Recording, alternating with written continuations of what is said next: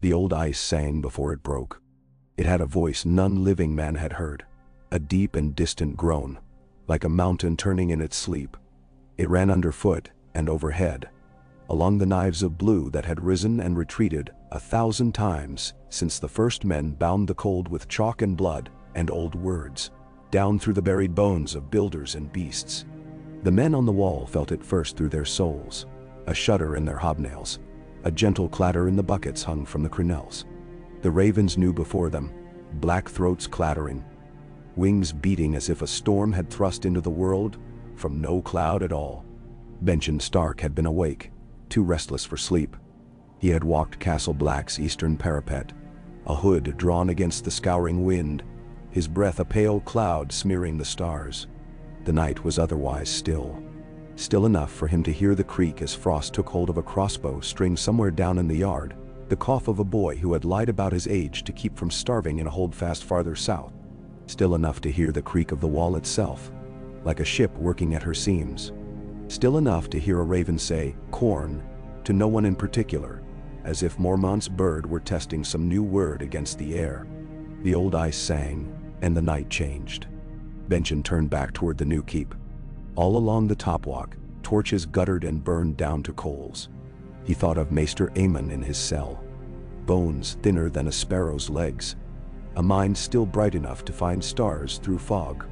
He thought of the empty places in the stables where rangers had not returned. He thought of the way the forest had watched them from the north in recent months, very still, as if winter itself had been holding its breath. The sound came again, and this time, even the boys looked up. The first crack was not a crack at all, but the brittle hush of distant frost breaking in 1,000 tiny places at once. Then something enormous answered it. The wall did not scream. The men did. Old iron rang as men ran. The bell in the armory tower began to speak. Benjen was already moving for the stairs, his hand on the hilt of the sword he had polished all afternoon for the comfort of it. The foolish comfort of a strip of steel against what lay beyond. He met Mallador Locke on the second landing, a broad-shouldered man with a winter-reddened nose and eyes, like a boy who had once loved the hills near Gulltown, and would never see them again. "What is it?" Mallador asked, and Benjen said, "Wake the Lord Commander." But Jeor Mormont was already awake. The old bear came into the yard with his cloak thrown over one shoulder, bare-chested beneath it like some northern father storming to a son's bed in the night to drag him to his work. His hair was like the ice itself, yellowed white and thick, and he held no sword, only a stubborn, unyielding gaze. "Oh," he shouted. "Bells. Aemon, tell me what you hear." Maester Aemon was there in the archway, wrapped in furs that had once been given to him by a cousin in Old Town, who imagined the wall as a place only of iron and honor, not of hunger and the slow rust-flecked deaths of men whose names no Septon would ever speak. Aemon's sightless eyes were turned toward the great pale bulk of the north. For a moment he did not speak, and Benjen thought he might be listening to something no one else could hear, the way the old men of the barrows put their ear to the earth to find water. "Two voices," Maester Aemon said finally, "quiet and precise. Ice and the thing beneath it, old and older." He turned his face toward Mormont. "It is not wind." A rumble rolled out of the east like thunder pulled belly to ground, ponderous and flat. The sort of thunder that meant the world had shifted a hand's width to the left. The wall had always been a cliff of silence. Tonight it was a river, and the river was moving, and the men on it felt what rain-drenched farmers felt when they knew a flood was coming, and the cows would not go gentle up the hill. The east watchfires went long and thin, then were swallowed by a darkness so complete it was like a lid moved over the night and snapped in place. The world broke with the sound of stone thrown from a giant sling. Benjen reached the top of the steps in a rush, the cold biting through his boots, and saw a ribbon of the wall's face give way at a place where the ice, even in summer, ran sapphirine and strange. He had ridden to that place 3 days before, thinking of a wildling boy he'd once let go. A boy with a birchbark charm at his throat, a boy who had sung a song over a dying dog in a language older than snow. He had ridden there and had felt, through the butt of his spear, a faint tremor in the ice. Now the tremor became a roar, and the ribbon of blue unzipped itself. It went down, and with it a cataract of powdered frost. Chunks like tables, and the spidery tremble of hairline cracks, racing along the length of the wall, like lightning under glass. Rangers, Mormont bellowed, and men moved, not to save the wall, for no man ever saved a mountain, but to save what men could. The first ladder tipped and went. The second bucked like a ship in a gale. The stairs groaned and shivered. Benjen felt his knees go light. He knew the feeling from thin ice on the long lakes of the Wolf's Wood, the moment before the world chose. Down, he said to Malador Tott. Down. If the east goes. He did not finish. It went. The ice, which had seemed always a creature of upwardness, upward to the cold sun, upward to watch the everlasting forest, upward to guard, showed itself as a thing that had always wanted to lie down and sleep. It went with a sound like 100 huts being pulled apart. A section longer than any hall at Winterfell leaned forward as politely as a door being opened for a lady, and then was not polite at all. The weight of it took the breath from men's lungs. White air came at their faces as hard as thrown flour. Then darkness took a bite at the world. The rim of the collapse drew a line behind the old forest tower. The tower's foundations were ice and black stone. For a heartbeat it stood proud. Then all the stones became sharing stones and followed one another down. A neat, sorrowful bow from an old friend. The woods beyond stood very still. When the white air settled, the night did not return in its old shape. It was thinner now, sifted. Lanterns swung and hissed. The cries of men rose from the base of the wall where the wreckage had made a hill of ice and broken timbers, and the dead. The dead did not cry, and for a long time no man said it aloud that more lay beneath. Men who would not be found till years later, when a thaw made a slit in the ice, and a hand came out as pale and lovely as a maiden's. "Send all your ravens," Mormont told Aemon, his voice very calm, as if they were discussing whether the cheese would stretch to market day, "to Winterfell, to the Dreadfort, to Carhold, to White Harbor, to the Eyrie, to King's Landing. Say the wall has taken hurt. Say the gate is lost at Eastwatch, and the Shadow Tower is in peril." He stood there breathing, a big man grown old, but not small. "Say the Night's Watch calls." Aemon inclined his head, his blank eyes bright with some strange light of their own. "It will take all of them." "All," said Mormont. 100 messages, and 100 more. Benjen put his hand on the old bear's arm. "I'll take a party east.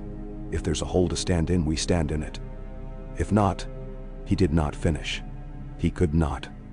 He was thinking of paths through piled ice, of ravens blown back on the wind by something other than wind, of the way the woods grew breathless when the east went dark.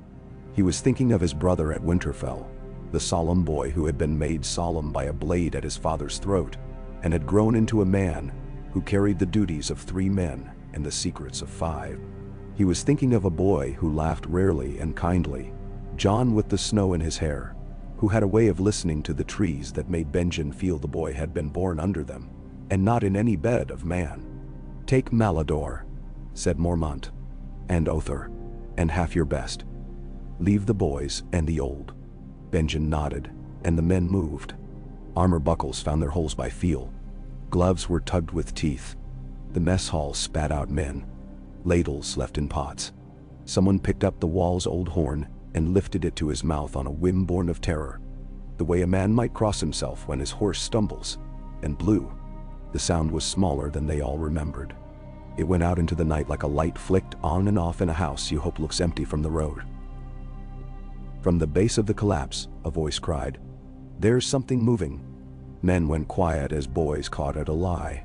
The lanterns shifted, bobbing in a nervous pattern. The something moved again. Then the light found a hand, white and too clean.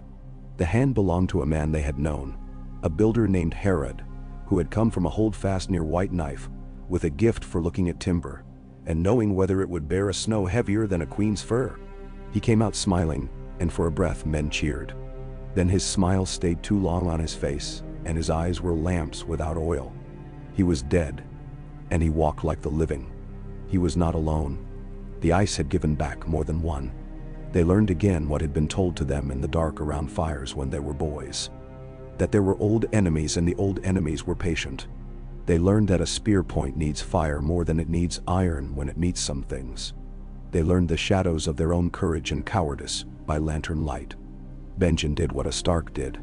He moved forward. His sword burned with pitch. Malador took a shoulder wound and did not make any sound at all. Only pressed his arm against his side, as if he had decided the blood belonged there. Othar went down and came up behind a dead man and broke it where its spine wanted breaking. The men learned quickly and poorly, and the night learned them. Aemon's ravens left Castle Black in 3s and 5s, then by 10s. They went east and south and west, the black of their wings making fleeting brushstrokes across the bright, cold stars. Far to the south, in a keep built low and honest against the northern wind, a man dreamed he walked through a wood his father had shown him when he was a boy, and the trees leaned close with the smell of wet iron and leaf mold. He woke in darkness and knew the day had begun without him, and that it would not be a day like other days. He dressed quietly. He did not wake the woman at his side. Caitlin slept with one hand curled near her throat, as if remembering a day years past when a man had taken her from her father's hall and given her, whole and solemn, to a lord she had met only twice. He looked at her as if looking could hold her safe at the center of the world he had to ride around. Eddard Stark crossed the cold floor and took a cloak from a peg. He paused in the doorway and listened to the house. The keep laid out its small familiar sounds for him. A hearth settling, an ember giving up, a shiver of wind at the eaves, the faint sigh a child makes when he turns over in bed and finds the blanket. He went softly down through shadow and stone and came into the yard. Above him, the sky was very clear. One of those skies that came sometimes in deep autumn when summer had done its shouting, and winter had yet to speak its full name. He breathed and tasted iron. Somewhere a dog barked twice and went quiet. He walked to the godswood. He always did on a morning he could not name yet. The frost lay white on the old grass, and the shallow pool wore skin like dull glass. The heart tree stood with its face set in pain and a kind of long patience. Ned took the weirwood silence into himself, the way a thirsty man takes in the water of a well. He knelt and put his hand to the earth. It was cold, but honest. He remembered his father's hand over his when he was a boy. Their two hands together on a small plow his father had set in the godswood for the lesson, not for the work. Hold fast. He had seen his father die with the same face the tree wore now. He did not hear Maester Luwin's steps until the Maester was almost upon him. Luwin was like that, light when he wished to be, heavy when it served him. Ned had learned to tell the weight by the news that came after. The Maester stood at the edge of the clearing, his chain dull where it had rubbed against his collar in the night. "My lord," he said softly. Ned stood. "I am here." Luwin lifted a hand and Ned saw the tube. Ravens, more than one. The Maester's eyes had that flatness they sometimes got when he had not slept. There was no drama in him. He had been born to a small house that had lost the knack of shouting, and he had learned to speak his most terrible sentences the way he gave an account of the grain stores. "From the wall," Luwin said. He did not say Castle Black. He did not say the Lord Commander's hand. The wall was enough. Ned held a little bit of metal in one palm and felt a kind of thin heat. He did not break the wax immediately. He was not a man to tear anything.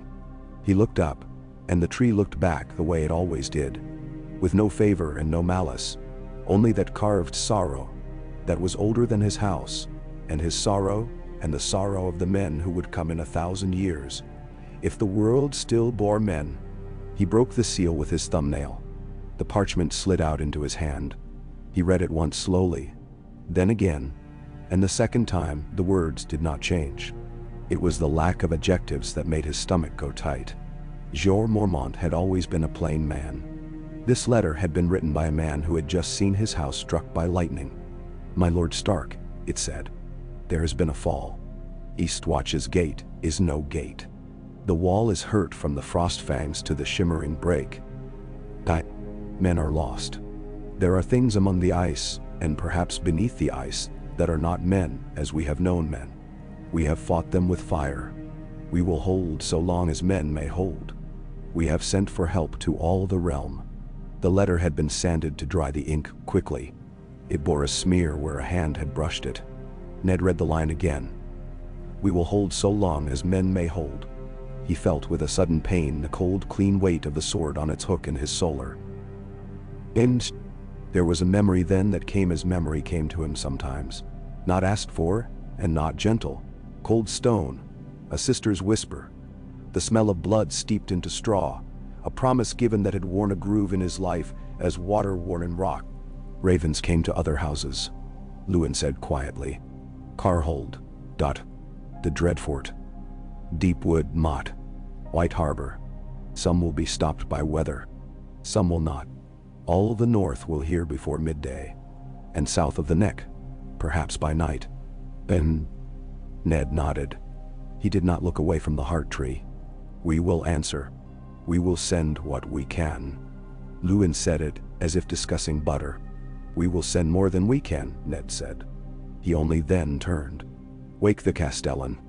Wake Sir Roderick. Wake Vayan Poole. Send for Lady Caitlin when the girls are dressed and the boys have eaten. Call the smith from his bed and tell him to wake the smith's boy from his dream. Send to the kennels. And Lewin, send a raven to Lord Manderley at White Harbor. Say I will need ships quietly. And send to Howland Reed if you can find his crannogman, though gods know what road a raven takes into a swamp. Tell him I would speak with him. Tell him the South will need time. That. Lewin bowed without bowing. It will be done. He held back a moment. My lord, he said, and there was hesitation here, rare in the maester. The letter speaks of things walking. The old stories. Men who, he did not say died and rose. The words sat between them all the same, cold and ridiculous, and suddenly not ridiculous at all. I have seen odd weather, and I have seen men grow strange with fear. I have not seen, neither have I, Ned said. He did not speak of things he had seen in a fever once, or in the reflection of a blade in sunlight.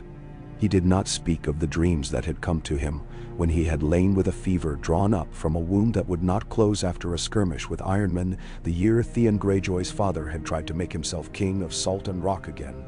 He spoke only of what could be done. We will do what we can do, and we will speak to the gods about the rest. Lewin inclined his head. As you say, my lord. By the time Ned left the Godswood, the castle had woken. Men moved in their everyday shapes with a purpose that made the day taller. The kitchens breathed heat. The smell of porridge and bacon laid a memory over the new cold. Boys clattered halfway between errand and glory.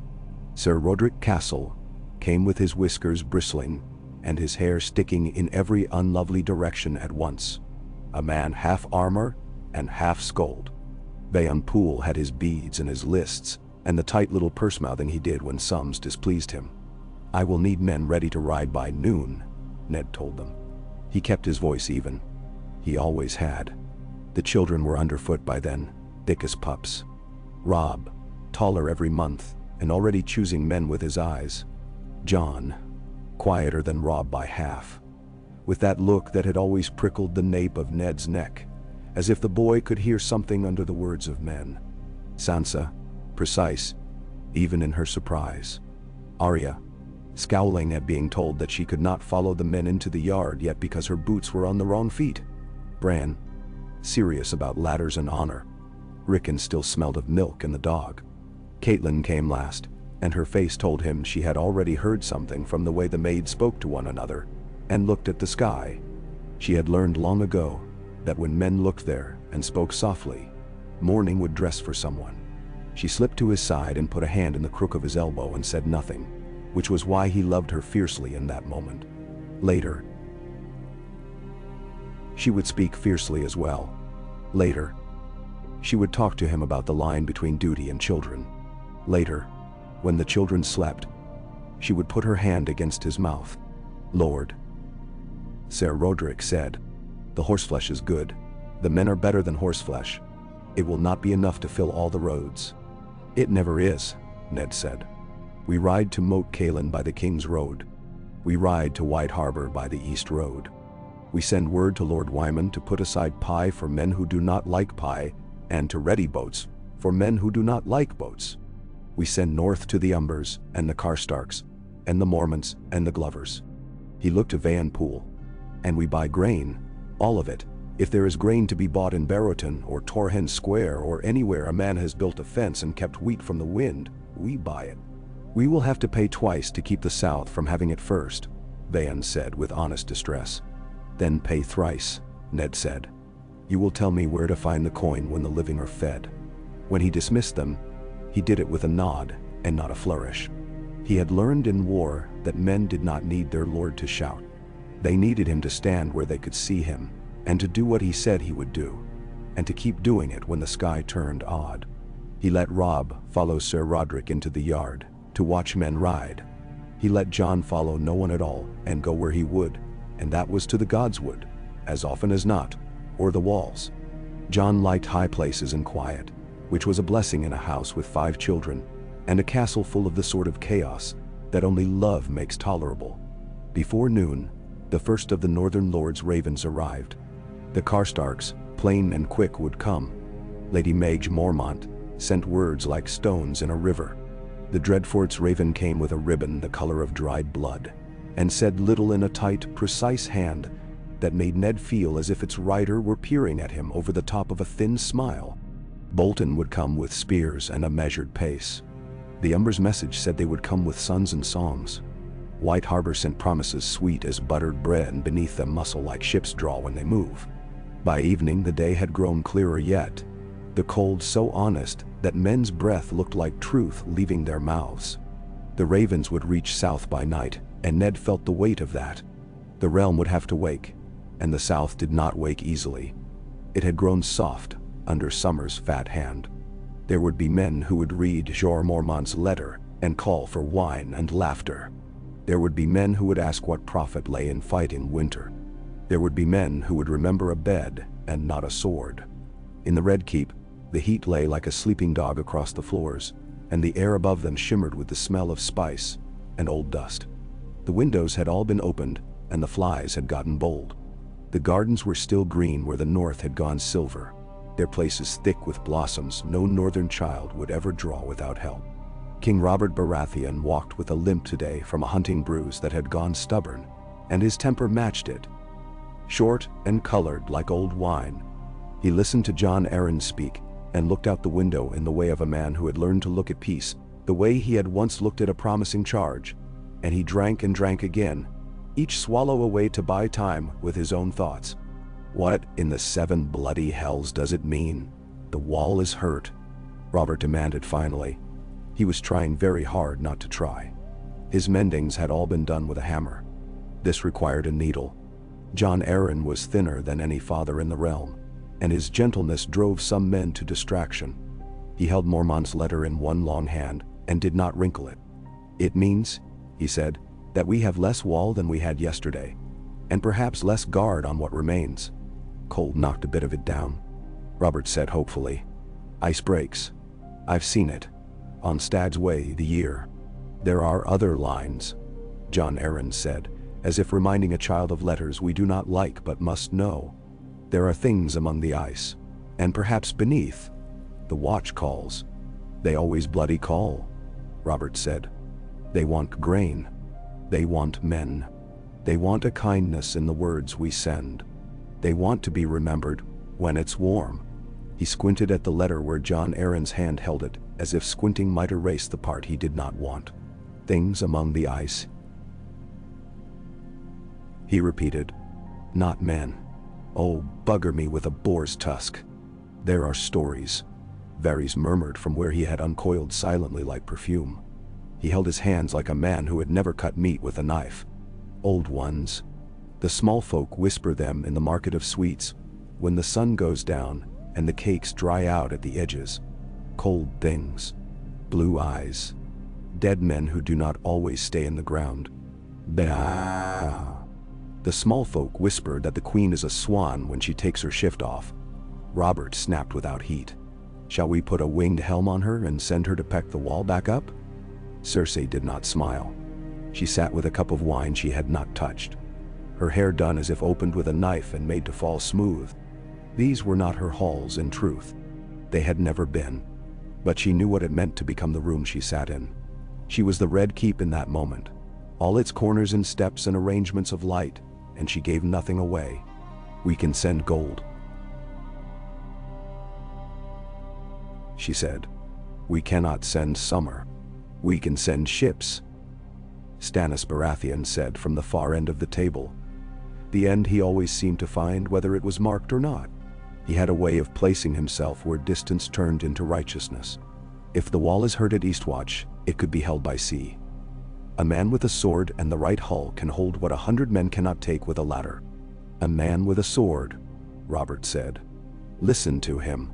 He looked to Renly as if for jest, but Renly was watching his own hands with great interest, thumbs rubbing a coin he had conjured from some lady's ear at supper. Petyr Baelish smiled into his wine and did not give his jokes away for free. Jon Arryn said, "We will have to send men regardless of whether we believe." He did not say whether he believed. He had the habit of the eerie in him still, the air of men who kept their thoughts as near as possible to the sky, where they could be tested by a different draft. The Night's Watch guards the realm. The realm is the whole of it. If the wall is weaker in the east will need tenders. If there are gaps north of the Shadow Tower, the west will need men who do not fear wind that smells strange. And, here his voice grew lighter, the way a craftsman's voice grows light when he speaks of a flaw beneath a handsome surface. And, Robert pushed, "We will need the north to stand," Jon Arryn said. "It is the first wall after the wall. If winter comes south with teeth and not a soft belly, the north must have its iron ready, and the neck must be a trap, and White Harbor must not be feasting when a horn is blowing." "Bah! You forget yourself," Cersei said gently, and made a gesture as neat as a needle through silk. "The north is Eddard Stark. He will stand because he cannot do anything else. He will call his banners and empty his granaries and put his children behind walls and look at a tree the way he looks at a sword. He is a loyal man. He does not need the small council to tell him how to be loyal in winter. Better we tell the Crownlands how to be loyal in summer." "Da. We do not need to empty the capital to mend a hole in a wall," Littlefinger murmured. "We can send half the second sons of noble houses and a few hundred debtors and call them brave. It will make their mothers weep and their fathers breathe easier.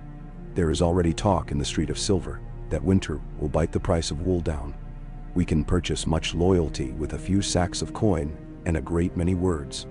Varys has those. The coin we can borrow." "Da." Stannis looked at him with the expression men had for a fly that had managed to be both persistent and clean enough to sit on bread at table.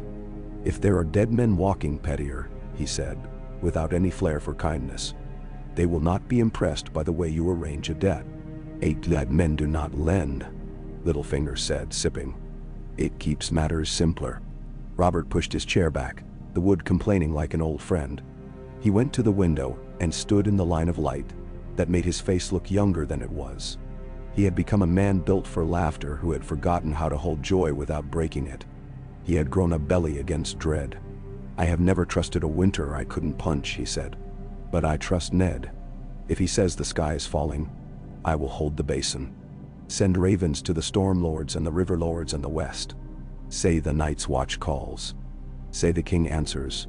Stannis, find me ships. Renly, find me men who can wear armor without pissing themselves. Jon." And here he softened, the way he always did for the friend who had climbed with him and had not fallen. "You will write to Eddard. Tell him I am not drunk. Tell him to send for me if a king is what he needs. Tell him I will ride if he calls." Jon Arryn bowed his head. It was a movement with 1,000 meanings. "I will tell him," he said, and he held pledge in it like bread. Varys had gone very still. Sometimes that meant reforming. "I will listen," he said. "To the docks. To the hills that listen. To the little dark places in houses where men speak more freely than they should." "Then?" Cersei lifted her cup and set it down again. "We should not frighten the realm," she said. "The realm that is frightened does not spend money. It does not marry. It does not offer pretty daughters to handsome lords. Send the words, but send them dry. Send them as they were written, Robert said shortly. The wall is hurt. The watch calls. He looked at his hands, which had held 1,000 weights, and seemed now to belong to another man. Gods, he said softly, to himself as much as to the room. You bloody old stone, hold, will you? In White Harbor, Lord Wyman Manderley read Jorah Mormont's words, and his round face grew very solemn. He had always worn his flesh like armor, and joy both. A man who loved salt and song, and the sweet meat under the shell. He sent for his steward and his baker. He sent for his captain of the port and his least favorite nephew. He sent men to the lighthouse to look north and men to the counting house to look south. He walked slowly out onto the quay with his cane, and stood there breathing his city in, fish and tar and bread, and a kind of clean cold that did not quite touch him where he had wrapped himself in wool and good sense. He told the harbor to clear its throat. Ships, he told the water. We will need ships like we have never needed them, not for commerce. For men who do not know a deck from a door, we will need to teach them which rope is not for hanging. The lighthouse answered with its long, patient eye. In the neck, where the world went soft and treacherous and faithful at once, Howland Reed stood on a hummock of earth that had known the press of older feet. He had not been sent the raven, not directly. He did not need it. The gods there spoke in other ways. They had sent him a whisper in the reeds and a mist that lay against his cheek like a hand. He felt the pull of the north in his bones, like the way the tide tugs at a boat tied fast to 4 poles. He put his palm flat on the earth and could almost name the creatures moving under the skin of it. He remembered a tower and a sword roof, and a promise made by a man whose gentleness did not blunt the edge of anything that mattered. He called his daughter and his son and gave them work to do that would have been stories in other houses and were simple tasks here. Close this way and open that one. Sink that path afoot and no more. Call to that bogwoman and give her 2 silver rings, and ask her to sing half as long as she wants. He sent a subtle warning to the phrase that smelled of wet dog and green things, and would be ignored in the twins because the twins had never learned to smell the world properly. He imagined Ned Stark standing in his godswood and thought of the quiet between men who had survived something together. He thought of a boy. The boy stood on the outer wall at Winterfell and looked north until his eyes watered. Jon Snow did not know whether he looked for a sign in the sky like in the old tales, Ein's comet, or a tearing of stars, or for a shape on the road, a man in black whose gait he knew from far off. He imagined the letters of the Night's Watch like black birds made into words by some clever hand. He imagined the way the words would sound in his father's mouth. He felt something then, and did not have a name for it. It was smaller than destiny and bigger than appetite. It was the feeling he had when Ghost looked at him without blinking, and all the world seemed to rest at the bottom of a well for a breath. Perfectly still. "Jon?" Robb said behind him, his voice halfway between boy and command. "Father wants us in the yard." Jon nodded. He did not say, "I know," because he did not, and also because he did, in a way that had nothing to do with letters.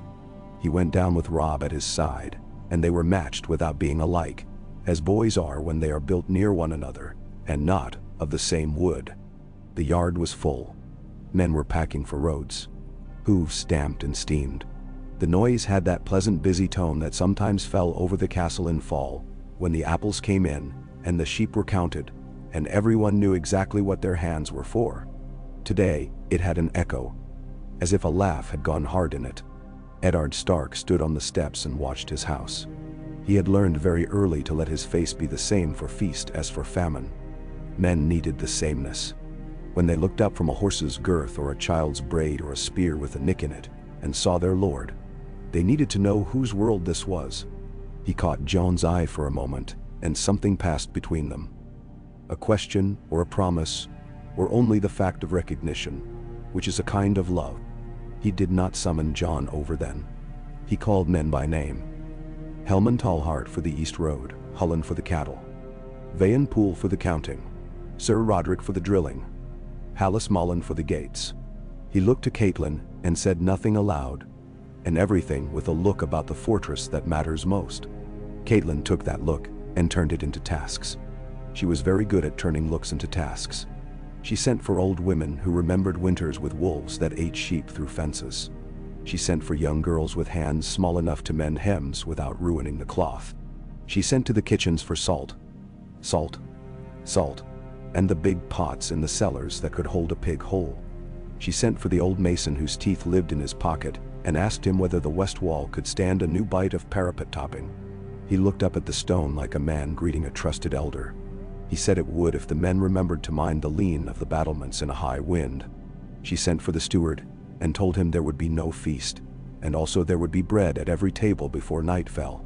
Arya watched all of it with a frown that was really an itching. She wanted to be in 5 places at once, and to hold 12 tools, and to be allowed to do one thing that left a mark a man could not scold away. Sansa stood very still beside her mother, and felt as if her dress had grown heavy with pearls nobody could see. She knew what to do when the queen came, and when ladies came, and when the day burned gold with song. She did not know what to do when the air itself felt like an unsung song in a minor key. Bran climbed and saw more of the castle than he had ever seen because men were too busy to shout him down. Rickon learned that if you stood near the kennel, you could put your whole face into a dog's neck and nobody would pull you away. And this knowledge would become a memory he would keep in his cheek for years and bite down when he was afraid. By evening, the first riders left Winterfell for the east and south, men with packs that felt like affectionate hands pushing them between the shoulders. They rode out beneath a sky that had gone pale and open. More ravens went with them than men would have chosen on another day. The black birds rode the evening with them like punctuation. Beyond Winterfell, the wolves noticed before the men did. They ran with their tails set low and their heads level, and they did not sing. Farther north, a woman in a driftwood house on a rock. The sea could almost take on a wild night, woke at a time that was not her time, and found her brother at the door, with his hair stiff with frost. His eyes were bright in a way that meant cold had gotten under his clothes. He said the sea was quiet, and the sky had a hole in it, and he had seen in that hole white lights moving slow as fish do under ice. She put sea coal on the fire, and he sat down without his hands, remembering the chair. They listened to a gull cry once, and then no gulls at all. They had always laughed at the sea told them its tales on days when other men hid from it. They did not laugh now. To the west, in a pine wood that had been planted by a lord who wanted to hunt in winter without walking too far from his wine, a boy with a hair on his belt came upon a man sitting very still, with his back to a tree. The boy would have walked past him. The man looked like a black stump in old snow. Except, the man turned his head. The boy saw the north on his cloak, and then he saw the man's face was wrong, and he left the hare for the crows without taking a single bite, and ran until his chest hurt as if a hot stone had been pressed there. And when he reached his father's hall, he could not speak. The story would come out the way a cough comes, startling and ugly and saving. At Castle Black, the night did not become morning in any ordinary way. It was as if the night had laid an egg, and when it cracked, what crawled out was not day. Benjen Stark had not slept. He had come back from the east with snow in his eyebrows, and a cut on his cheek that had bled very cleanly, the sort of blood that looks like water for a heartbeat, and then is only itself. He had lost 2 men in the ice, lost as in could not be fetched back for love or rope, and had left one burned on a heap of shattered planks, because the man had been walking without breathing, and because their fire seemed to prefer him to anything else it had been offered. Mormont sat with Aemon and a map that had been scratched onto a table by a man with a thin sense of artistry and a very strong sense of the way rivers try to go. They will come to the gap, Mormont said. Not just wildlings, others. If not, I will be glad to be a fool. The gap draws all things. A crack in a wall makes thieves in men that never thought to steal. They will not love what they find, Benjen said. We have 30 men to hold a place for 1,000, but we have fire, and fire doubles men. Aemon's mouth made a small pale line in his beard. And we have words. And perhaps the world has heard them. His blind eyes lifted. Even kings sometimes listen when the old walls shift. Benjen thought of his brother in the Godswood and felt the pull again. something like a long braid laid over a shoulder and then tugged. He had loved that godswood when he was a boy, and had not known why. He had loved the way the wind seemed to visit there with purpose. He had loved the way the leaves made a change in the sky, and the sky made a change in him. "He will," he said. "Ned will." Eamon smiled, and the smile was not for Benjen. It was for something farther and older. "Ours is a small duty," Eamon said. "We name the cold when it comes, and we send out the words, and we make the old fires ready again. Stones and fires and words. They are what we have between us and the dark. I knew a man once who would not have called that small." At the shimmering break, where the wall's face showed sometimes a light that seemed to come from under it rather than fall upon it, there grew now a hill of ice like a wave frozen a moment before breaking. Shapes moved at its base, small in the way that men are small against the measure of a thing not built by any man. Those shapes brought with them other shapes that had once been men and were men no longer, and the other shapes moved strangely, as if their bones had remembered other arrangements. The ones with blue eyes did not tire. The men with torches did. The ones with blue eyes did not make any sound at all. In the house of a smith in Winterfell, the fire burned hot enough to make the metal sing. Mikken stood naked to the waist, and his hair looked as if he had wrestled a lightning bolt and won. Sparks made freckles on his chest. He had made arms to fit smaller men, and cold-ridden men, and men who had more pride than money, and men who had more sorrow than he had thought any man could carry. He made now irons with long hooks on their ends, and torches that would burn on a wind if a man held them, as if they were his wife.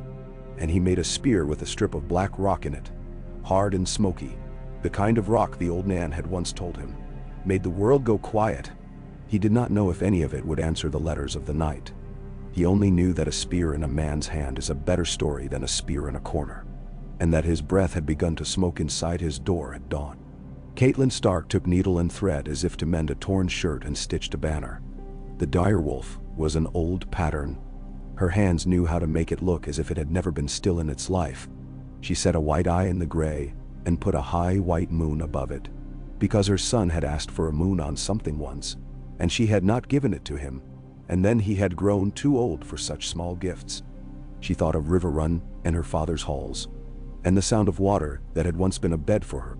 She thought of king's courts and songs and the knives behind them. She thought of snow hills and the way her husband's face had taught her. Slowly, what love was when it lasted all day. She thought of keeping. She would keep this house if the world took her teeth to the gum. In the Godswood, Jon found Arya standing on a stone that made her an inch taller than him, which pleased her in a way she was pretending not to feel. Ghost was at his heel, white as the true frost and warmer to look at. The heart tree watched them with its very old face. Jon did not want to bring fear here, but fear goes where men go as a dog does, and he sees for them sometimes what they will not look at. "Father will ride," Arya said, not quite a question. "He will send others," Jon said. "He will stand. If the world requires him, he will stand until men tell him to sit, and he will stand longer." Then Chandol. "I want to go," Arya said. She did not say where. It hardly mattered. She wanted to stand where the sharpness was, the way a girl sometimes wants to stand on the fence and feel it against her calves, so she knows she is there, and the fence is not. "You can go," Jon said quietly, a wickedness and a kindness together. "To the armory, to the kitchens, to the kennels. Father will need those held harder than any road." Arya made a face, and then she did not. "I know," she said glumly, and there was nobility in that glumness that would leave a mark on the world if the world were paying attention. "Sansa says we should pray." Jon looked at the tree and at the way the wind went around it. "We are," he said. He did not know to whom. Night came like a hand closing. The stars were very bright at the edges of the fingers. A cold flowed from the north in a single body, like a living thing that had gotten too big to walk, and had learned to lie down and still move. Men felt it creep into their bones. The old remembered old pains. The young learned the names of bones at last. Cats grew industrious and disappeared into furs and hay. The dogs barked once, twice, then were ashamed of the sound and laid their heads on their paws. In the great hall, lights burned longer than was thrifty. In the yard, 2 boys tried the measure of a sword in their hands, and did not swing because something in them had learned that a sword left its mark even unswung. The ravens in the rookery spoke softly to themselves, counting, as if they were tallying up the words they had been given, and the places they had been told to find. On the King's Road between Winterfell and Moat Cailin, the first column rode into a night that made the stones of the road look like dull coins. Men wore furs over mail, and remembered jokes at the 2nd mile, and forgot them at the 4th. A little snow began to fall, the sort that likes to pretend it is not snow but ash, and it melted on faces and did not melt on beards. They passed old stones that had watched 24 winters and could not remember them all. They passed a place where the road had been repaired with unexpected neatness by a lord they did not like, and one of them said he would not speak ill of the Dreadfort if the roads there held as well when the world broke. They passed through stands of birch, like women in white, with their arms bared, waiting. They passed a man who had died a day before in his cart, and whom the cart did not yet seem willing to give up. They put him by the roadside, with his hands folded and a knife between them, and the man who put the knife there felt something go through him like light. He did not tell anyone. At the edge of the Barrowlands, where the earth swelled with old kings and the sheep sometimes grazed on old names, a girl who had gathered rushes for her mother's pallet at the river heard a sound like the cough of the world, and looked up and saw a white shape moving far off on the hill. And for a moment she thought the old kings had decided to walk. She made a small sign with her 2 forefingers and a thumb her mother had taught her before her mother had taught her to sew, and she went home very quickly, dropping half her rushes and not going back for them. Her mother asked her nothing when she came in pale and scowling. She put a hand to the girl's hair and left it there while she stirred the pot with her other hand. The pot had cabbage and oats in it. It would not be enough for men who were not their men, but the mother made a space in her mind where more could go. In the west, the Lannisters read their ravens, and some laughed, and some of them did not. In the Riverlands, Hoster Tully coughed into a cloth he did not show his daughter, and wrote his own letter in ink that wanted to blur at the edges. In the Stormlands, men who had learned to give the sky its due looked north and decided to throw dice again before the weather turned stingy. In Dorne, a hot wind blew over men who thought of ice as a story and salt as a fact. In Old Town, men made a note in a book and turned the page and found something old and annoying and were comforted by it. They did not all laugh. They did not all believe. They did not all decide in the same way or at the same speed. On the far side of the fallen place, where the wall's absence made an unlikely valley, the free folk moved like water that had found a breach in a dam. They did not whoop or sing. They carried their lives on their backs, and their lives looked very small against the white. There were giants among them, slow as grief, and carrying a patience that had never needed to hurry because the mountains could not. There were women with knives in their hems, and men with babies strapped across their shoulders, like debts they meant to pay. There was a man who had once worn a black cloak until it rubbed a lesson into his shoulders. There was a woman who had lost a child to a frost night, and had learned that someone could be beloved and still be taken by a day that had nothing personal in it. Mance Rayder moved among them, not at the front and not at the rear. For he knew walls can fall in both directions, and he had learned that a leader is a man who knows where the danger is not and stands there. The first of the others walked with the patience of things that have time. They did not carry torches. They did not need to look down. The cold around them did not bite them so much as greet them. The whites moved ahead of them sometimes, and sometimes behind, like dogs. Now and then one fell, and did not get up, because a bone had broken in a way bones break, and cannot be put right without hands that care. The others did not care. They stepped around that one, as they would step around a stone. They were very beautiful, in the way a moon on clean snow is beautiful, when no man stands in it and shouts for joy. Under the northern stars, a pool under the heart tree at Winterfell skinned over twice before dawn. It had not done that in years. Ned Stark went to it and broke it with his hand. The cold was a pain that made his breath come short. He watched the thin plate of ice float away and find the shore and cling there as if it had hands. He thought of all the hands in his house, and in his town, and in his north. He thought of how many of them would hold knives and spoons and reins and children in the weeks to come. He wondered at each pair, the way a father does who knows he cannot be each hand, only a wind at their backs sometimes. He stood a long time. When he went in, the castle smelled of smoke and bread and iron. The scents did not fight. They braided. When the second sunrise since the letters came bled into the world, it came thin, like a penny held up to buy an hour. Ned sent another company south. He sent ravens west and east, and to places where ravens seldom went, like the forgotten little holds on the margins of his maps, where men kept stubborn undercoats as good as any lords. He walked the battlements and made notes quietly to himself about stone. He stood in the great hall and nodded at men who nodded back with their whole bodies. He ate a heel of bread with his wife, with a tenderness that was an argument against what the world had said it wanted. He spoke to John Robb and did not say the thing he had thought in the night about the boy with snow in his name. He did not say the thing he had thought about Robb and winter and inheritance, and the way a lord learns to keep his face the same when his heart is elsewhere. He said only, "Mind the men, and hold to your work, and be kind where you can, and not where you cannot." That afternoon the first refugees came through the winter town, men and women, and a boy who had walked too far in new boots, and bled in them, and could not stop smiling when a woman gave him a cup of hot broth. They told stories that were sillier and more terrifying than one another's, and the silliness made the terror worse. A man said he had seen a white bear the size of a tower. A woman said she had seen a dead man stand and then be ashamed and lie down again when a septon made a sign over him. A boy said he had seen a blue-eyed woman look at him and feel nothing. A girl with hair the color of straw twisted into a rope told Catelyn Stark that she had carried her sister's baby over a river in the dark, and had not known till morning that she had set it down 3 times in the cold on stones to fetch breath.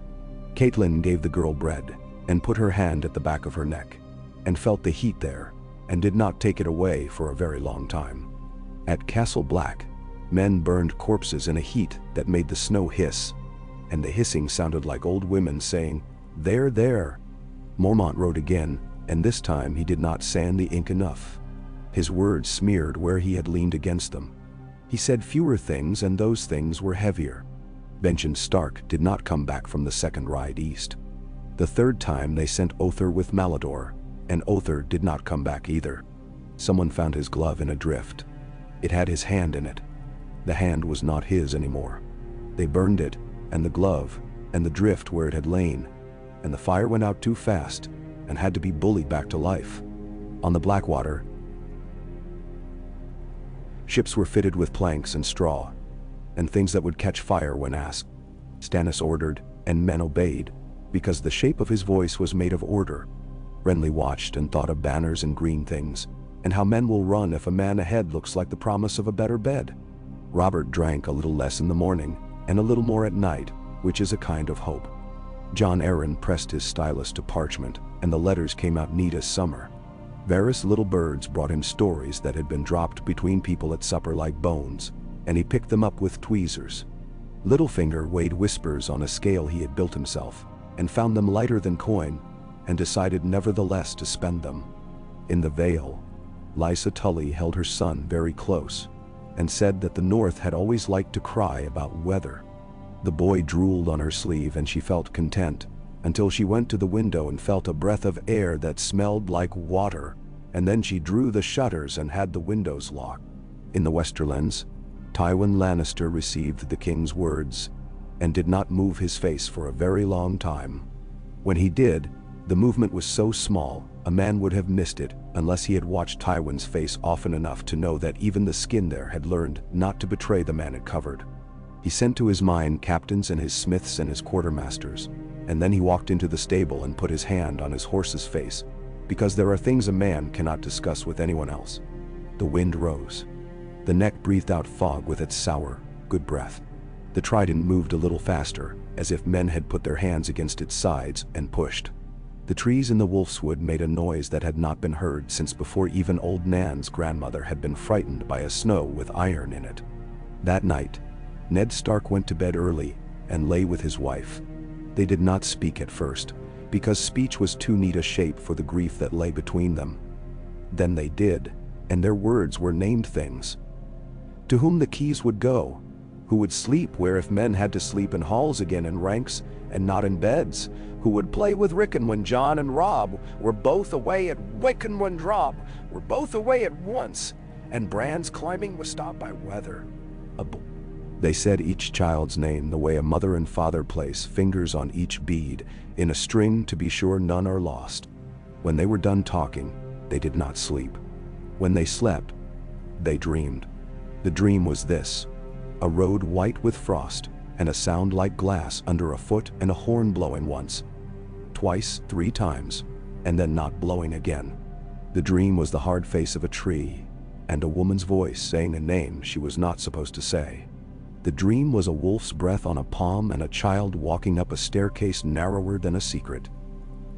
The dream was a gate through which men would come, and not all of them would be invited, and some would be invited, and not all would come. Morning brought work that looked like other work with teeth in it. Bread was made. Horses were shod.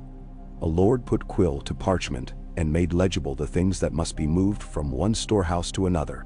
A boy learned the pitching of a tent. A girl learned the folding of a bolt of bandage. A woman learned to warm a stone till it would not scorch, and to wrap it in cloth, and to put it at the foot of a man when he came in, so his feet could remember their purpose. On the 2nd day after the ravens, a little snow fell again, and the snow made no noise on the roofs. It made a noise in men. Robb Stark looked at his father as if to memorize him the way a new squire will memorize his master's hand's shape on a sword hilt, and Ned let him, because he had never been shy of being the thing his sons would remember. Jon Snow cleaned Ghost's feet with a care that would have embarrassed a boy who had gathered rushes once, and did it anyway. Sansa walked the hall with Catelyn, and learned that even pretty things must be counted, and that there is a way to look at wool and know if it will hold the dye of a desperate winter without bleeding. Arya ran messages faster than boys who had longer legs, because she used corners that had always been her friends. Bran went to the top of the broken tower that was his alone for a while, and watched the road, and he learned that it is work to watch a thing that looks empty and find the full in it. Rickon discovered he could be quiet when he wished, and no one would find him.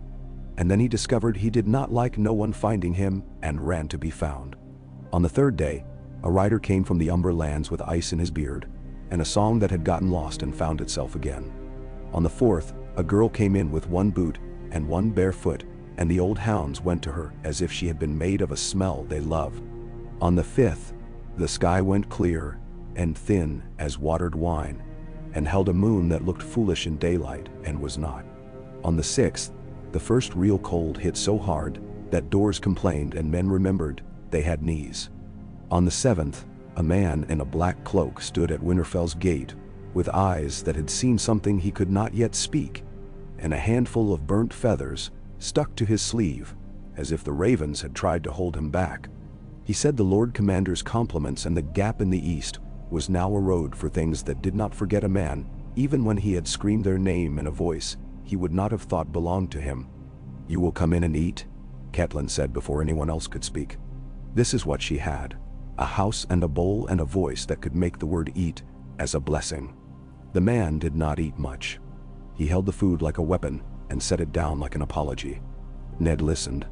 It took a long time, and when it was done, it was hardly a tale at all. Only a series of carrion notes. Light, dot, cold, dot, breathing that did not, breath. He sent men quietly to the crypts to look to the lamps. He sent a boy to the armory, and a man to the stables, and a letter to the Manderless that said, in its short way, bring the ships inside their winter stones and drag them to the river roads, if the sea goes white. He sent another to Howland Reed, and another to Sir Helman Tallheart, and another to the Karstarks, and one to a house whose name did not appear often at councils, because the men there had gotten very good at being forgotten.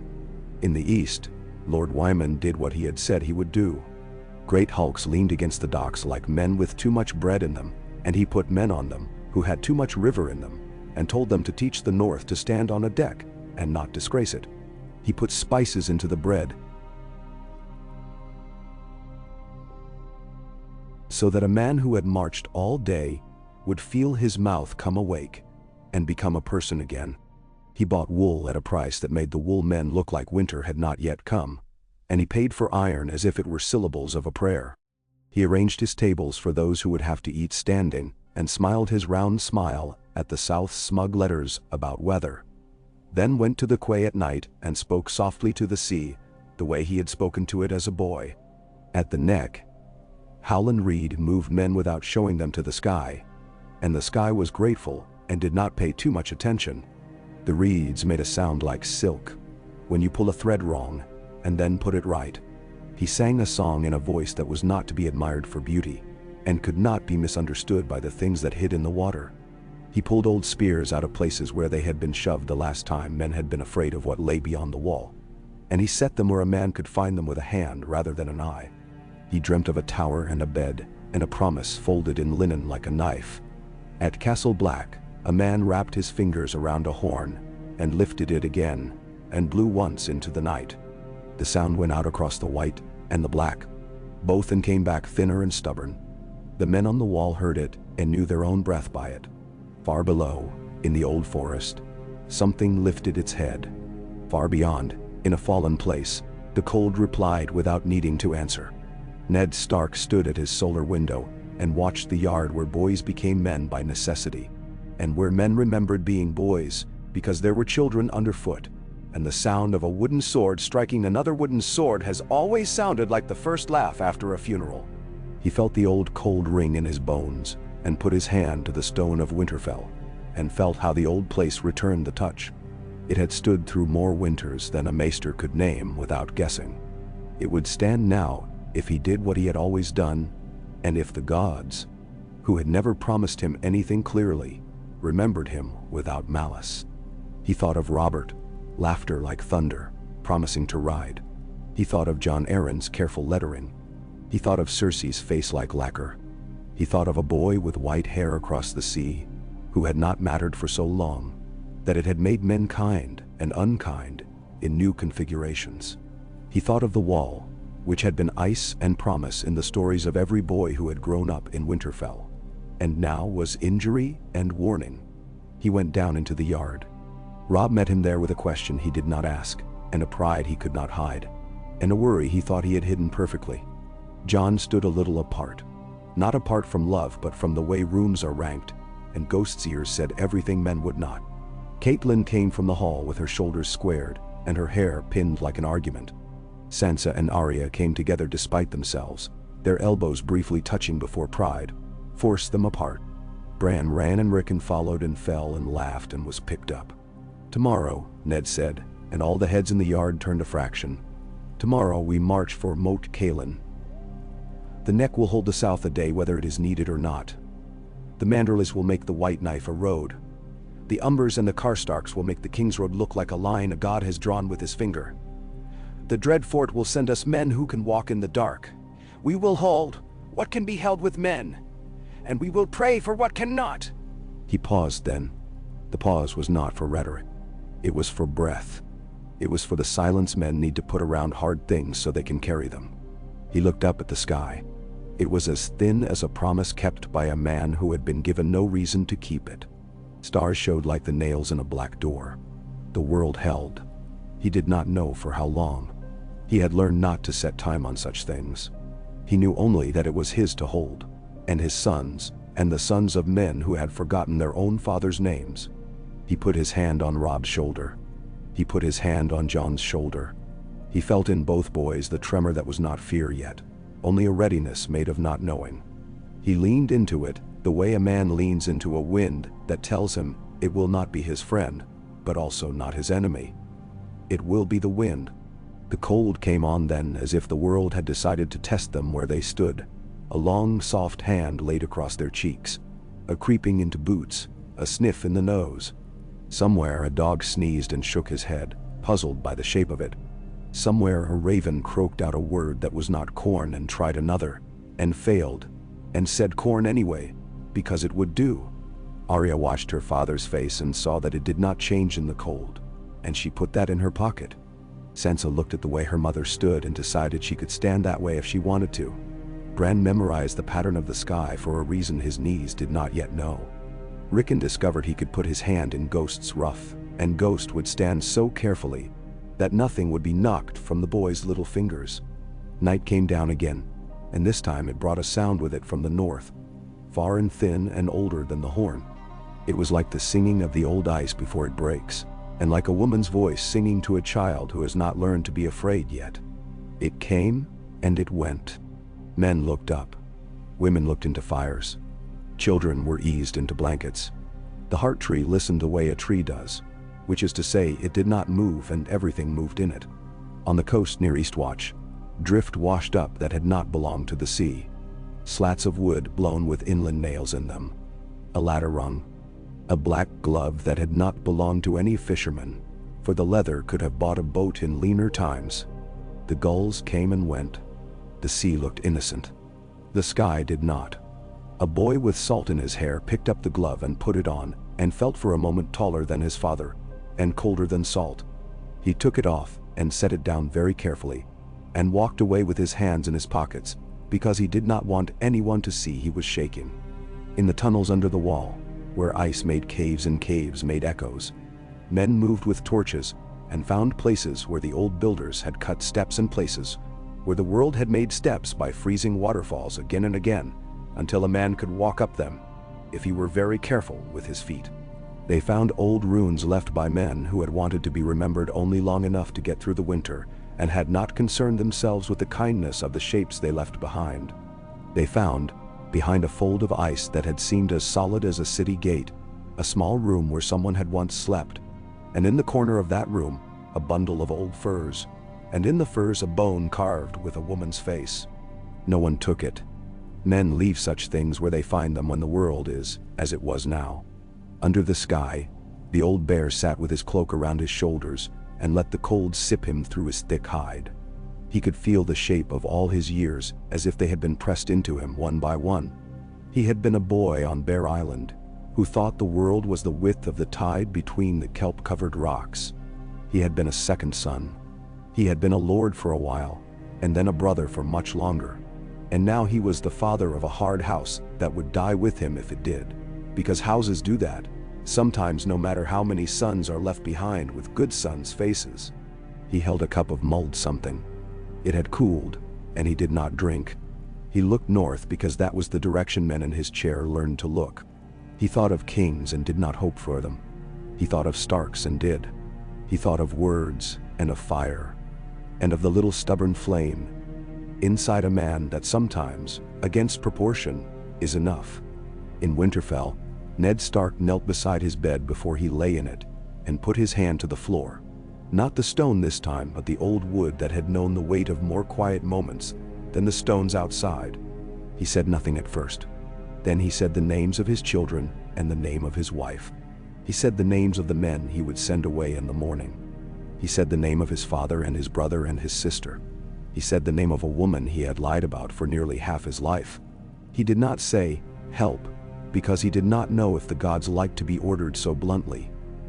But he set the letters of the word down silently on the floor with his hand, as if he were a boy practicing writing in spilled flour. Then he lay beside Catelyn and finally slept. And he dreamed again of snow moving like a river, and of a gate that had been a mountain and was now a road. The snow fell all that night, fine and intent. It left a thin dress on the roofs, and hemmed the wells in white, and traced the carved mouth of the heart tree. It left a powder on the raven's wings the birds shook off with irritation, and then a moment later accepted because some things cannot be shaken. It settled on the empty space where a man had stood at the gate and told a story, and then fallen silent. It settled on the great road that ran south and would soon be full of men, and on the little paths to little houses where women put soup on and felt their hands grow big with work. It made the north clean in a way that is not kind. At first light, the horns in Winterfell blew. They did not sound desperate. They sounded like mornings have always sounded when men ride. The gates opened. The first of the riders went out. Snow creaked under the horses' iron. Men shouted to one another because it is what men do when they are trying not to think of the size of the world's teeth. Banners moved and dipped and rose, and for a moment, the direwolf seemed to run. Caitlin stood on the steps and held Rickon and put her hand on Bran's shoulder and watched Robb ride out with Sir Roderick and smiled with the courage of a woman who remembers what her body can do. Arya stood with her fists knuckled at her hips and did not cry. Sansa held Jon's glance and then looked away for reasons that were not reasons at all. Jon stood at the edge of the yard and felt a line drawing tight from somewhere north. And he did not know where it went exactly. And he did not know how a boy follows a line that is not tied to him in any place a man could see. But he felt it pull all the same. Ned rode out at the front, not because he loved to lead, but because he had learned that the men behind sometimes ride better when they can see the back they trust. The wind bit. The light was the sort that makes men look young and hard for a little, and then old and weary by noon. The wall of the Godswood went by. The walls of Winterfell fell behind. The road opened like a book written in ruts and hooves. The north stretched out around them, big and familiar and suddenly strange, as if a beloved's face had been seen in a mirror bent in some slight way. Not alien, only reminding you that you do not know every angle and never will. He did not look back until they had gone a mile, and then he did, because men do. He saw the castle stout on its hill, as it had been for so long that even his children thought it had always been there. He saw the smoke from the chimneys making small honest smudges against the honest cold. He saw the slender thread of the maester's rookery line where the ravens sometimes landed for the pleasure of it. He saw, for a moment, a shape moving along the top of the wall, and knew it was not a shape, but a child. And he smiled because the child had been careful, and because nothing can keep a boy from high places. Then he turned and put his eyes on the road and his horse's ears, on the leather under his gloves, and the north that had always watched him. The men behind him settled into the pace men settle into when they have more hours than intentions. The sound of the column was like a river farther off in summer, when you hear it in pieces and your mind does the work of making it whole. The wall had sung before it broke. Men remembered the song without knowing they did. They carried it with them now, in the set of shoulders, in the way hands found reins and held fast and gentled at once, in the breathing that matched the cold again and did not resent it. They rode with their sorrows tied well and their hopes tied better, and the world, which is a wider thing than any map makes it look, watched them go and made a note.